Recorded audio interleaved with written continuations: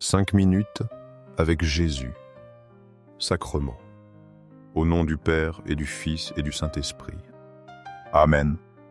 Deutéronome 6,4. Ce passage nous rappelle l'essence de notre foi. Écoute, Israël, le Seigneur, notre Dieu est l'unique Seigneur. Cette affirmation est fondamentale. Elle doit résonner dans nos cœurs constamment. Tu aimeras le Seigneur ton Dieu de tout ton cœur, de toute ton âme et de toute ta force. Tel est le premier et plus grand commandement. Cher Jésus prisonnier, d'amour au Saint-Sacrement. Sacrement, tu incarnes cet amour que nous devons te rendre. Si souvent nous t'abandonnons et t'oublions. Pourtant, tu nous attends avec patience, avec un désir et une tendresse infinie. Tu ne demandes pas grand-chose, Seigneur. Juste un cœur ouvert et disposé à t'aimer. Je t'offre ce moment de mon temps, ma présence, mon amour si petit soit-il. Pardonne-moi de t'avoir ignoré si souvent, de ne pas avoir répondu à ton appel d'amour. Je te cherche aujourd'hui, Seigneur du Saint-Sacrement. Augmente ma foi, je t'en supplie humblement. Remplis-moi de ta paix et de ta miséricorde. Le Deutéronome nous demande aussi de garder tes paroles, de les méditer et de les enseigner sans cesse. Qu'elles soient gravées dans mon cœur, qu'elles guident ma vie, mes actions, mes pensées. Ô Seigneur de miséricorde infinie, fais que je sois miséricordieux envers mes frères, comme tu l'es envers moi chaque jour. Enseigne-moi à pardonner et à servir avec amour. Seigneur de la vérité, guide-moi sur le droit chemin, sur le sentier du bien, pour que jamais je ne m'écarte de tes commandements. Que ma life soit toujours un reflet de ta lumière. Et Seigneur du Saint-Sacrement, fais que mon amour pour toi grandisse chaque jour. Que mon cœur soit toujours allumé du feu de ton amour. Matthieu 22, 34. Ici, Jésus réaffirme les commandements essentiels. Un docteur de la loi y demande « Maître, quel est le grand commandement ?» Jésus répond sans hésiter. Tu aimeras le Seigneur ton Dieu de tout ton cœur, de toute ton âme et de tout ton esprit. Voilà le premier et le plus grand. Puis, il ajoute, et le second lui est semblable. Tu aimeras ton prochain comme toi-même. Sur ces deux piliers repose toute la loi. Au milieu de la vie et ses difficultés, persévérer dans la foi peut être ardu. Le monde nous présente tant de distractions, tant d'épreuves qui testent notre amour. Mais ces deux commandements sont notre boussole. L'amour de Dieu nous donne la force. L'amour du prochain nous garde ancrés. Je sais que seuls ceux qui persévèrent verront tes merveilles. Ceux qui s'accrochent à ta croix et te font confiance. Le ciel est ton plus grand don promis. Un cadeau immense bien au-delà de nos mérites. Tu nous l'offres en échange de si peu. Une foi sincère, un cœur aimant Dieu et le prochain. Tu connais nos faiblesses, nos chutes répétées.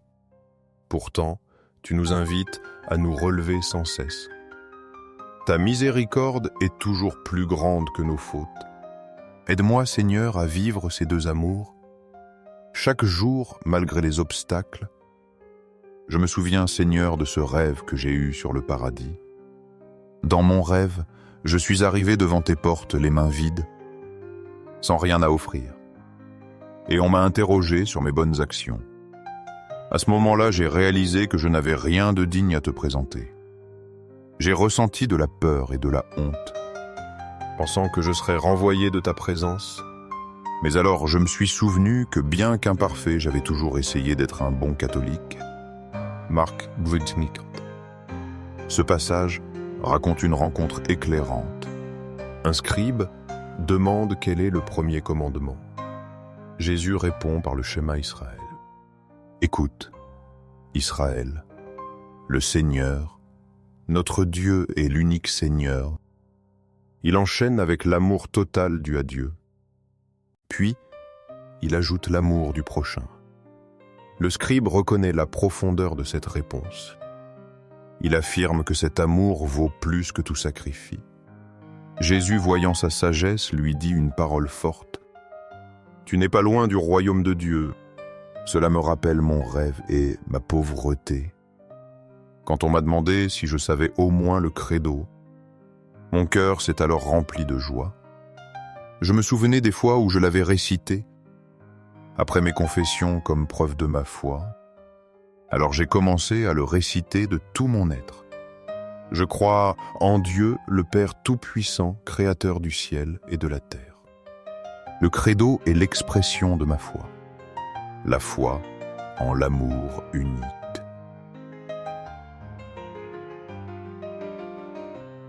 De Dieu. La foi en Jésus-Christ.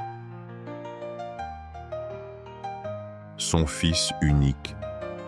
Notre Seigneur, conçu du Saint-Esprit. Savoir et proclamer le credo, c'est aimer Dieu. C'est reconnaître sa vérité. C'est se rapprocher du royaume comme le scribe. Ma foi simple, exprimée dans le credo. C'est cela qui compte à tes yeux, Seigneur. Et tandis que je prononçais chaque mot avec foi et dévotion, les portes du ciel ont commencé à s'ouvrir en grand. Quelle joie immense a inondé mon être, en réalisant que par la foi simple et sincère, je pouvais m'approcher de toi et entrer dans ton royaume d'amour et de paix. Seigneur, quel réconfort de savoir que tu n'as pas besoin de grandes œuvres, ni de gestes extraordinaires, mais simplement d'un cœur plein de foi et d'amour pour toi. Aux cieux et sur la terre, que soit toujours loué le cœur aimant de Jésus sacrement. Nous croyons, Seigneur, en ta présence réelle et vivante dans le très saint sacrement de l'autel. Nous nous prosternons devant toi avec humilité, reconnaissant ta grandeur et ton amour infini. Cœur de Jésus, j'ai confiance en toi. Cœur de Jésus, ardent d'amour pour nous, enflamme nos cœurs pour qu'ils brûlent aussi de ce même amour pour toi. Cœur de Jésus, convertis ceux qui te blasphèment, ceux qui te rejettent et t'ignorent.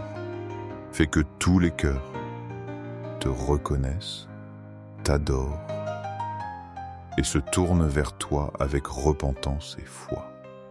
Cœur de Jésus, illumine les pécheurs, sauve les mourants et aie pitié des âmes qui souffrent au purgatoire. Ne permets pas qu'aucune âme ne se perde et que nous puissions tous jouir un jour de la vie éternelle auprès de toi. Amen.